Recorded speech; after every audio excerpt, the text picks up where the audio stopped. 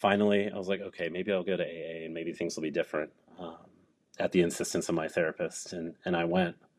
Um, and the first thing I noticed was the shame that I felt towards myself and the anger that I felt towards sobriety in general. I was like, I don't want to be sober. Like, I don't want to be. I want to be fucked up all the time, as much as I can. Um, and I felt so ashamed that I thought that, and that there was no cure for me, and that there is no way that anybody could relate that I needed help. Like that was the lowest of the low, that I need help. Um, and instead, what I found was that people were relating to me. I would vent Hmm. a little bit, and they would relate. And I found a lot of love from complete strangers, which just baffled me. I was like, how can you feel love for a stranger? How could you care at all about sobriety for this person who doesn't know how to live sober? And I found sober bartenders, and I found so many sober people that had like normal service industry lives, and they were staying sober. I was like, this is pretty cool, man. Um, Mm. and somehow I kept on going back because I found people I could relate to, and that actually led me to Ben's friends. Somebody was like, "Oh, hey, there's this organization over in Charleston, South Carolina, that's called Ben's Friends, and it's a bunch of sober people in the industry. How cool would it be to have a meeting here in Louisville?" And I was about a year and a half sober at that point. Somehow I stayed sober. And I was like, yeah, that'd be pretty cool. So that person put me in touch with the co-founders.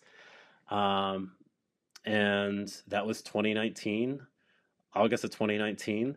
And we met in December of 2019. And then we opened our chapter here in Louisville in February of 2020. Mm. Um, and it turned out that, Good timing. yeah, great, perfect timing. Timing, yeah, timing is everything. Yeah. And then what happened was we had our in-person meetings like three times maybe, and then the group is based in Charleston, and we were the 13th city to open at the time. And we decided as a collective to start doing Zoom meetings so anybody nationally could join from the convenience of a Okay. phone or a computer.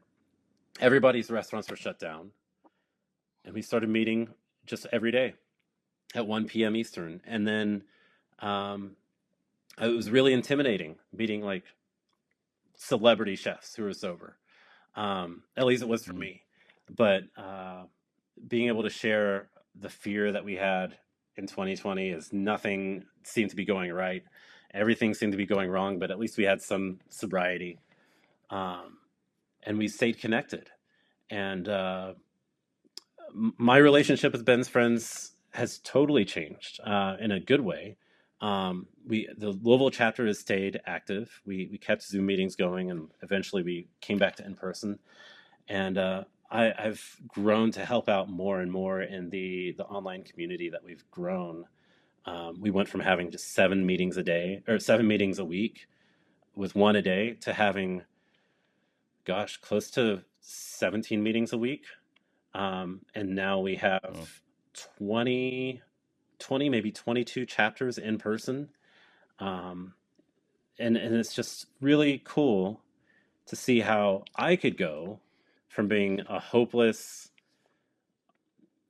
drinker, really, to somebody that can provide hope at all, to provide hope that there is a way to stay sober while working in the industry.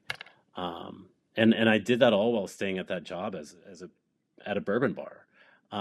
So it's like playing on hard mode, but Yeah. things changed whenever I found my people. The sober bartenders, sober servers, absolute sober chefs, totally changed how I looked at things. It went from being alcohol is the problem, my liquor closet is a problem, to how I see things as a problem.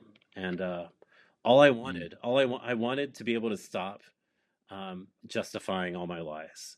Um, and I wanted to stop the lies to myself and to other people, because it wasn't serving me. I saw where it brought me, um, and it took being around other people who get it in a very real way, get the stress, like of working 40 hours in 3 days when everybody else is having fun, and still going back for more.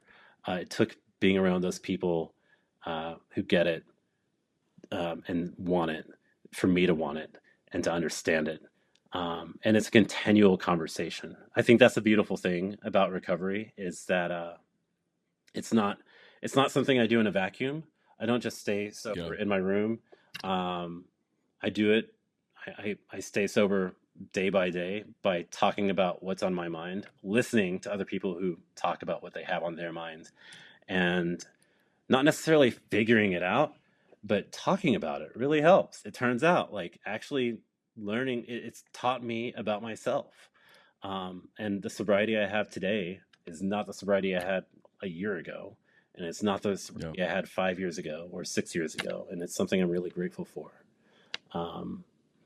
And being around newcomers helps a lot too, because the freshness disappears. The desperation, like my desperation, eventually went away. I thought it wouldn't. I thought the cravings would stay.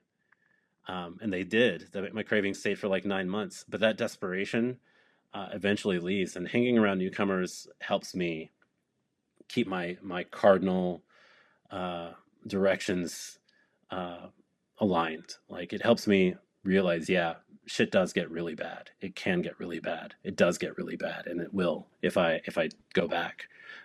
Otherwise, I thought I would have drank by now. It's really bonkers to me that my sobriety date is May 10th of 2018, so 6.5 years. I don't know. I really would have thought I would have given up sobriety by month 4. I really thought I would have, but it took me seeing people succeed for me to see it as reachable for me, and in turn I get to do that for other people and do that with other people. I appreciate you guys listening to the Stacking Days podcast. I hope this episode added value to your recovery and wellness journey. Before we go our separate ways, let's connect on social. You can find us on TikTok and Instagram at Stacking Days, or via the website www.stackingdays.com. By supporting the show, you can play a direct role in amplifying people of color in their pursuit of recovery. The easiest way to do that is to subscribe or hit the follow button. This way you'll never miss an episode, all while playing an active part in creating the ecosystem where diverse voices in healing matter.